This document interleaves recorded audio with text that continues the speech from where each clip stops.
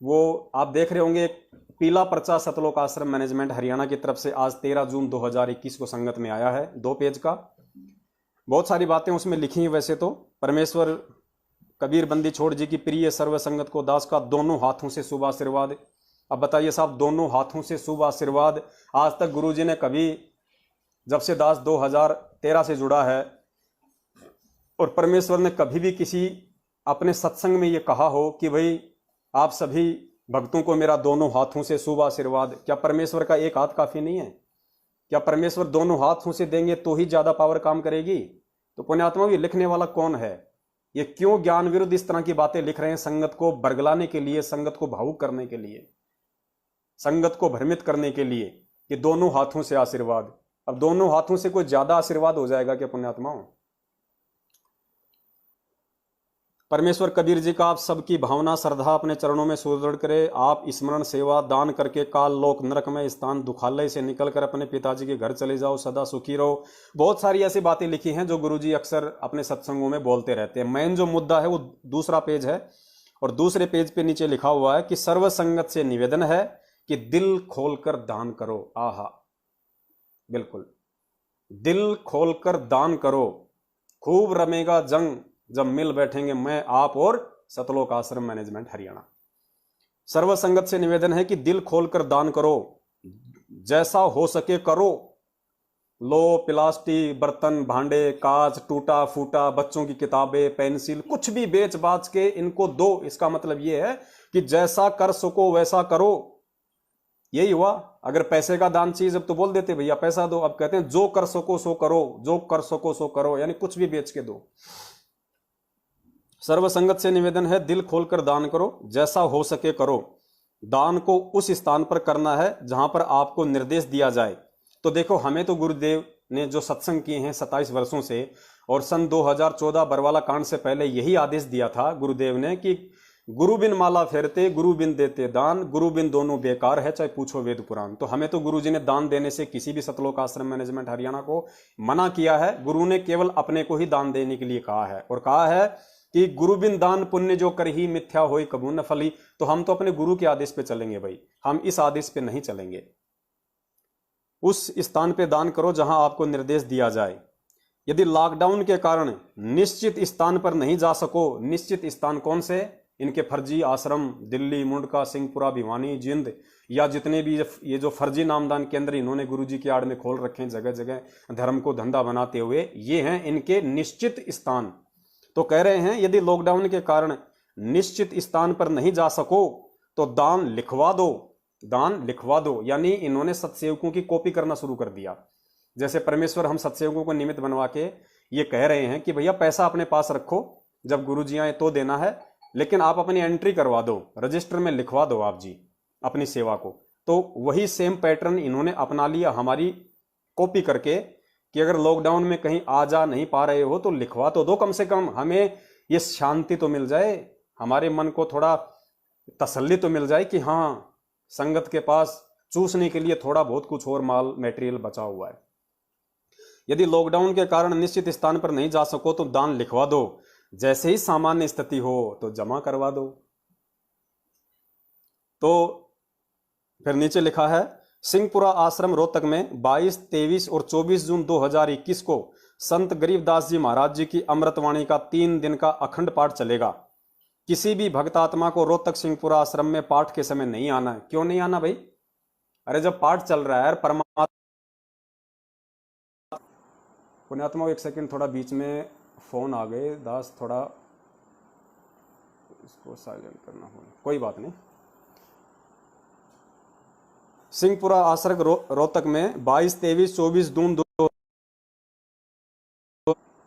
पुण्यात्माओं, बीच बीच में फोन आ रहे हैं दास, थोड़ा इसको डिस्क करना भूल गया। दया परमेश्वर की, फिर से हम कनेक्ट हो गए हैं। दास ने अब उसको एरोप्लेन मोड पे लगा दिया है। सिंहपुरा आश्रम रोहतक में 22, 23, 24 जून 2021 को संत गरीबदास जी महाराज जी की अमृतवाणी का 3 दिन का अखंड पाठ चलेगा। किसी भी भगत आत्माओं को रोहतक सिंहपुरा आश्रम में पाठ के समय नहीं आना है।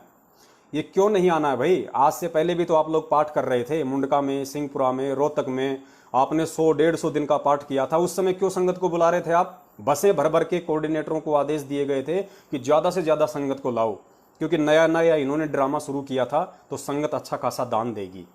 100-150 दिनों तक लगातार इन्होंने वो ड्रामा चलाया गुरुजी की आड़ में, पाठ प्रकाश का। संगत का ढंग से आम की तरह निचोड़ दिया संगत को। अब इनको लगा कि संगत के पास अब और ज्यादा पाठ का पैसा, ज्योति का पैसा देने को नहीं है, और वैसे भी लॉकडाउन चल रहा है, तो इन्होंने नया फरमान निकाल दिया कि 3 दिन का पाठ तो जरूर चलेगा रोहतक के सिंहपुरा आश्रम में, लेकिन किसी को आने की जरूरत नहीं है। इनको पता है कि फालतू में आएंगे, यहाँ रोटी का घर बनेगा, फालतू में खाना खाएंगे, रोटी खाएंगे, यहाँ पे देने को कुछ है ही नहीं उनके पास में, कई तो वापस किराए भी हमसे लेके जाएंगे। इसलिए इन्होंने संगत को मना कर दिया, संगत की आर्थिक स्थिति को देखते हुए कि संगत फिलहाल जो है वो गंगू तेली बनी हुई है, भिखारी बनी हुई है, अब संगत के पास देने को कुछ है नहीं, तो संगत को अपने घर पे रखो, पाठ हम कर लेंगे, उसका लाइव प्रसारण कर देंगे, अपने मोबाइल पे देखते रहना। पाठ संपूर्ण होने के बाद स्थिति सामान्य हो पर सभी राज्यों में पाठ का जो प्रसाद भेज दिया जाएगा। अब जब पाठ ही सही नहीं है, पाठ ही परमेश्वर के आदेश अनुसार नहीं है, पाठ ही भक्ति के विधान अनुसार नहीं है, तो उस प्रसाद का क्या असर होगा? क्या असर होगा उस प्रसाद का? बाद में कह रहे हैं तुम्हारे पास में पाठ का प्रसाद भेज देंगे, यानी घर घर जाके कोऑर्डिनेटरों को एक मौका देंगे कि ये प्रसाद लेके जाओ, प्रसाद के बहाने जाओ, ये प्रसाद दो थोड़ा बहुत, और जितनी सेवा हो सके उधर से खींचो कि भाई वहां पे 3 दिन का पाठ चला था तो तुमने पाठ वाठ कुछ बोला था, नहीं बोला था, तेरी पहले की कोई किस्त वगैरह तेरी बाकी है या नहीं है पाठ की, दे दे दे दे। नोट: अखंड पाठ 22, 23, 24 जून 2021 के दौरान संत गरीबदास जी महाराज जी की अमृतवाणी का लाइव प्रोग्राम सोशल मीडिया पर प्रसारित किया जाएगा। 24 जून 2021 को सुबह 9 से 12 बजे तक 3 घंटे लाइव सत्संग चलेगा। सभी भगत आत्माएं परमेश्वर जी की वाणी का लाभ उठाएं। अब 24 जून को कबीर प्रकट दिवस है, इन्होंने कोई जिक्र नहीं किया किसी प्रकार का, पुण्यात्माओं इन्होंने किसी प्रकार का कोई जिक्र आज के संदेश में कबीर प्रकट दिवस का नहीं किया कि मनाना है या नहीं मनाना है, वरना ये लोग 2 महीने पहले ही ड्रामा खड़ा कर देते हैं, क्योंकि इनको अच्छे से पता है कि धरती पे वो कबीर आज साक्षात जिंदा रूप में सतगुरु रामपाल जी महाराज जी के रूप में प्रकट हैं, और सतगुरु देव जी ने सत्सेवकों को निमित्त बना के सैकड़ों की संख्या में वीडियो बनवा दिए हैं कि हमने आज ये महामूर्खता नहीं दर्शानी है, ये अंधता हमने नहीं दर्शानी है। जब वो जिंदा कबीर सतगुरु रामपाल जी महाराज जी के रूप में हमारे सामने साक्षात प्रकट है और 8 सितंबर 1951 को धरती पे प्रकट हो चुका है, तो हम 650 साल पुरानी उसी कबीर की कागज की फोटो का प्रकट दिवस क्यों मनाएं? क्या वो कागज की फोटो हमें आशीर्वाद दे सकती है? क्या वो कागज की फोटो हमारी प्रार्थना सुन सकती है? क्या वो कागज की फोटो हमें सत्संग सुना सकती है? कुछ नहीं कर सकती। जब कुछ कर ही नहीं सकती तो फिर हम उस कागज की फोटो का प्रकट दिवस क्यों मनाएं? जबकि जिंदा कबीर साक्षात धरती पे प्रकट है संत रामपाल जी महाराज जी के रूप में, तो ये मूर्खता हम क्यों दिखाएं?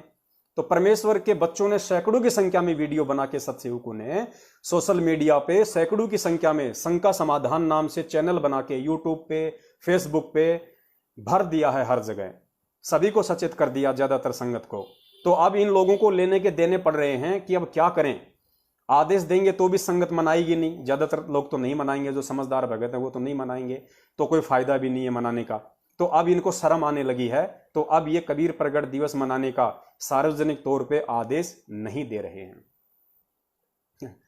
तो ये दया है आप और हम सभी पे उस परमपिता परमेश्वर जी की, जिन्होंने आप और हम सबको सद्बुद्धि बख्शी है पुण्यात्माओं, इस परमेश्वर को पहचानने की। और पुण्यात्माओं, हर बार हम यही धोखा खाते हैं, और इस एक चीज की वजह से, इस एक नासमझी की वजह से हर बार हम सतलोक जाने से चूक जाते हैं।